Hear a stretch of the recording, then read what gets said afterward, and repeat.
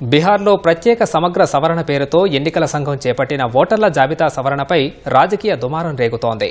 EC చర్యలను వ్యతిరేకిస్తూ ప్రధాన ప్రతిపక్షం ఆర్జేడీ సుప్రీంకోర్టును ఆశ్రయించింది. తృణమూల్ కాంగ్రెస్ ఎంపీ మహువా మొయిత్రీ ఇప్పటికే సుప్రీంకోర్టులో పిటిషన్ దాఖలు చేశారు. ఓటర్ల జాబితా సవరణ రాజ్యాంగంలోని పలు నిబంధనలకు విరుద్ధంగా ఉందని పిటిషన్లో పేర్కొన్నారు. ఈసీ చేపట్టిన సమగ్ర సవరణను అడ్డుకోలేకపోతే దేశంలో పెద్ద ఎత్తున ఓటర్లు తమ హక్కును కోల్పోతారని మహువా పేర్కొన్నారు. మరోవైపు బీహార్లో ప్రత్యేకంగా చేపట్టిన ఓటరు జాబితా సమగ్ర సవరణ సజావుగా సాగుతోందని ఈసీ వెల్లడించింది. జాబితా సవరణకు జారీ చేసిన ఆదేశాల్లో ఎలాంటి మార్పులు చేయలేదని స్పష్టం చేసింది. బీహార్లో ఓటర్ల జాబితా నుంచి అనర్హుల పేర్లను తొలగించేందుకు జూన్ 24న ఈసీ ప్రత్యేక సమగ్ర సవరణ చేపట్టింది.